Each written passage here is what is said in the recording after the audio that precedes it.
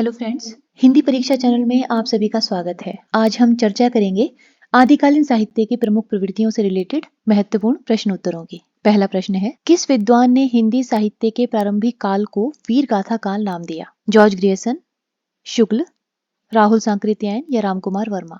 इसका सही उत्तर है ऑप्शन बी, रामचंद्र शुक्ल। हिंदी साहित्य के विभिन्न विद्वानों ने प्रारंभिक काल का भिन्न भिन्न नामों से वर्गीकरण किया है, जो इस प्रकार से है। ग्रियर्सन ने इसे चारण काल कहा, मिश्र बंधुओं ने प्रारंभिक काल, गणपति चंद्र गुप्त ने प्रारंभिक काल, शुक्ल ने वीरगाथा काल, राहुल सांकृत्यायन ने सिद्ध सामंत काल, महावीर प्रसाद द्विवेदी ने बीज वपन काल, विश्वनाथ प्रसाद मिश्र ने वीर काल और हजारी प्रसाद द्विवेदी ने आदि काल, रामकुमार वर्मा ने इसे चारण काल या संधि काल की संज्ञा दी है। अगला प्रश्न है, आदिकाल के नामकरण से संबंधित कौन सा युग्म अशुद्ध है? बीज वपन काल मिश्र बंधु, सिद्ध सामंत काल राहुल सांकृत्यायन, संधि एवं चारण काल रामकुमार वर्मा, वीर गाथा काल रामचंद्र शुक्ल। जैसा कि हम पिछले प्रश्न में चर्चा कर चुके हैं कि बीज वपन काल महावीर प्रसाद द्विवेदी ने कहा था, तो युग्म ए गलत है। हिंदी साहित्य के प्रथम काल को वीर काल किसने कहा? मिश्र बंधु, राहुल सांकृत्यायन, विश्वनाथ प्रसाद मिश्र या रामकुमार वर्मा? इसका सही उत्तर होगा विश्वनाथ प्रसाद मिश्र। हिंदी के प्रारंभिक काल को वीर गाथा काल नाम किसने दिया? आचार्य रामचंद्र शुक्ल, हजारी प्रसाद द्विवेदी, राहुल सांकृत्यायन या मिश्र बंधु? इसका सही उत्तर होगा आचार्य रामचंद्र शुक्ल, ऑप्शन ए। आदि काल को वीर गाथा काल किसने कहा? हजारी प्रसाद द्विवेदी, नगेंद्र, रामचंद्र शुक्ल या राहुल सांकृत्यायन? इसका सही उत्तर है ऑप्शन सी, रामचंद्र शुक्ल। हिंदी साहित्य के आदिकाल के लिए सिद्ध सामंत युग नाम इनके द्वारा दिया गया। आचार्य रामचंद्र शुक्ल, रमाशंकर शुक्ल रसाल, शिव प्रसाद सिंह या राहुल सांकृत्यायन? इसका सही उत्तर है ऑप्शन डी, राहुल सांकृत्यायन। आदिकाल को सिद्ध सामंत युग किसने कहा? जैसा कि हम पिछले प्रश्न में चर्चा कर चुके हैं, राहुल सांकृत्यायन ने। हिंदी साहित्य के आदिकाल को सिद्ध सामंत युग नाम किसने दिया? हम इसकी चर्चा कर चुके हैं, ऑप्शन सी, राहुल सांकृत्यायन। आदिकालीन हिंदी साहित्य को सिद्ध सामंत काल कहने वाले विद्वान का नाम है ऑप्शन डी, राहुल सांकृत्यायन। आदिकाल को बीज वपन काल नाम किसने दिया? आचार्य विश्वनाथ प्रसाद मिश्र, आचार्य शुक्ल, महावीर प्रसाद द्विवेदी या आचार्य भगीरथ मिश्र? इसका सही उत्तर होगा ऑप्शन सी, महावीर प्रसाद द्विवेदी। आदिकाल के लिए बीज वपन काल नामकरण किसने किया? हम चर्चा कर चुके हैं, ऑप्शन सी, महावीर प्रसाद द्विवेदी। आदिकाल को बीज वपन काल कहा है महावीर प्रसाद द्विवेदी ने। आदिकाल का वीर काल नामकरण किसने किया? इसका सही उत्तर होगा सी, विश्वनाथ प्रसाद मिश्र ने। हिंदी साहित्य के प्रथम काल को आदिकाल नाम किसने दिया? इसका उत्तर होगा ऑप्शन बी, हजारी प्रसाद द्विवेदी। निम्नलिखित में कौन सा नाम आदिकाल का नहीं है? वीरगाथा काल, गद्य काल, चारण काल या सिद्ध सामंत काल? इसका सही उत्तर है ऑप्शन बी, गद्य काल। आदिकाल को प्रारंभिक काल नाम किसने दिया? इसका सही उत्तर होगा ऑप्शन बी, मिश्र बंधु। आइए अब इस प्रश्न की व्याख्या देख लेते हैं।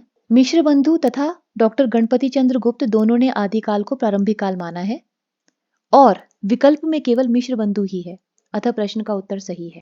अगला प्रश्न है, आदिकाल को आधार काल किसने कहा? इसका सही उत्तर है option C, doctor Mohan Awasthi. इस प्रश्न की व्याख्या देख लेते हैं। डॉक्टर मोहन अवस्थी ने आदिकाल को आधार काल कहा और डॉक्टर वासुदेव सिंह ने आदिकाल को उद्भव काल कहा। अगला प्रश्न, सूची 1 का मिलान सूची 2 से कीजिए और दिए गए कूट से सही उत्तर का चयन कीजिए। इसका सही उत्तर है ऑप्शन डी, आचार्य रामचंद्र शुक्ल ने वीरगाथा काल कहा, हजारी प्रसाद द्विवेदी ने आदिकाल, राहुल सांकृत्यायन ने सिद्ध सामंत काल और मिश्र बंधुओं ने प्रारंभिक काल कहा है। इनमें से किस साहित्यकार ने अपने इतिहास ग्रंथ में हिंदी के गद्य साहित्य को गद्य का आविर्भाव, गद्य का प्रवर्तन, गद्य का प्रसार और गद्य की वर्तमान गति नामक खंडों में विभक्त करके विवेचित किया है? इसका सही उत्तर है ऑप्शन सी, रामचंद्र शुक्ल। आइए इस प्रश्न की व्याख्या देख लेते हैं। आचार्य रामचंद्र शुक्ल ने अपने इतिहास ग्रंथ में हिंदी के गद्य साहित्य को इस प्रकार से विभक्त किया है। गद्य का आविर्भाव संवत 1900 से 1925, आधुनिक गद्य साहित्य की परंपरा का प्रवर्तन प्रथम उत्थान संवत 1925 से 1950, गद्य साहित्य का प्रसार द्वितीय उत्थान संवत 1950 से 1975 और गद्य साहित्य की वर्तमान गति तृतीय उत्थान संवत 1975 से। रामचंद्र शुक्ल ने हिंदी साहित्य का आरंभ कब से माना है? इसका सही उत्तर है ऑप्शन बी, संवत 1050। आइए इस प्रश्न की व्याख्या देख लेते हैं। आचार्य रामचंद्र शुक्ल ने हिंदी साहित्य का आरंभ संवत 1050 से माना है। हिंदी साहित्य के 900 वर्षों के इतिहास को 4 भागों में बांटते हुए आचार्य शुक्ल ने उसका नामकरण किया, जिसका विवरण है। आदिकाल, जिसे वीरगाथा काल कहते हैं, संवत 1050 से 1375। पूर्व मध्यकाल यानी भक्ति काल 1375 से 1700। उत्तर मध्यकाल यानी रीतिकाल 1700 से 1900 और आधुनिक काल यानी गद्य काल 1900 से 1984। डॉक्टर रामकुमार वर्मा ने हिंदी साहित्य का आरंभ कब से माना? इसका सही उत्तर है ऑप्शन ए 693 ईस्वी से। आइए इस प्रश्न की व्याख्या देख लेते हैं। रामकुमार वर्मा द्वारा विरचित हिंदी साहित्य का आलोचनात्मक इतिहास सन 1938 ईस्वी में प्रकाशित हुआ था। इसमें उन्होंने एक विशेष कालखंड सन 693 से 1693 ईस्वी तक रचित हिंदी साहित्य का विवेचन किया है। विवेच्य ग्रंथ 7 प्रकरणों यानी संधिकाल, चारणकाल, भक्तिकाल की अनुक्रमणिका, भक्तिकाल, प्रेम काव्य, राम काव्य तथा कृष्ण काव्य में विभाजित है। अतः इस आधार पर डॉक्टर वर्मा ने हिंदी साहित्य का आरंभ 693 ईस्वी से माना है। बौद्ध धर्म से जुड़े हुए साहित्य की भाषा है। इसका सही उत्तर होगा ऑप्शन डी, पाली भाषा। इसकी व्याख्या देख लेते हैं।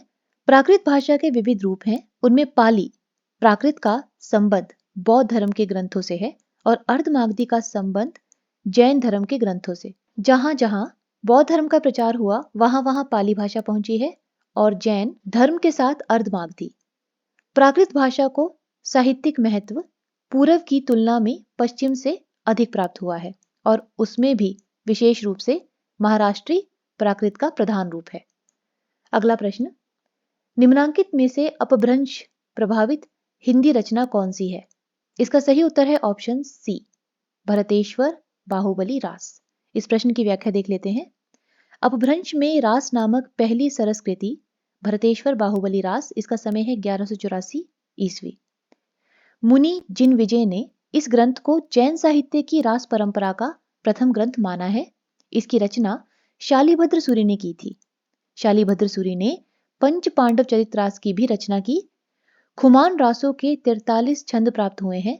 इस काव्य के कवि का नाम तो अज्ञात है, परंतु एक स्थल पर दलपत विजय शब्द देखकर आलोचकों ने अनुमान लगा लिया कि दलपत विजय ही खुमान रासों का कवि था। ढोला मारूरा दोहा के कवि कल्लोल हैं। ढोला मारूरा दोहा अपने रूप में उपलब्ध नहीं है। यह लोक काव्य दोहाबद्ध था और मौखिक परंपरा में सुना और गाया जाता था। अपभ्रंश प्रभावित हिंदी रचना कौन सी है? इसका सही उत्तर है ऑप्शन ए, भरतेश्वर बाहुबली रास। शालिभद्र सूरि की रचना का नाम है ऑप्शन बी, भरतेश्वर बाहुबली रास। पंच पांडव चरित्रास के रचयिता हैं ऑप्शन ए, शालिभद्र सूरि। 11वीं शताब्दी में रचित लोक भाषा काव्य है ऑप्शन डी, ढोला मारूरा दोहा। इस प्रश्न की व्याख्या देख लेते हैं। ढोला मारूरा दोहा 11वीं शताब्दी में रचित एक लोक भाषा काव्य है। दूहा घड़ा पुराणा अछई पंक्ति इसकी प्राचीनता की ओर संकेत करती है। मूलतः दोहों में रचित इस लोक काव्य को 17वीं शताब्दी में कुशल राय ने कुछ चौपाइयां जोड़कर इसका विस्तार किया।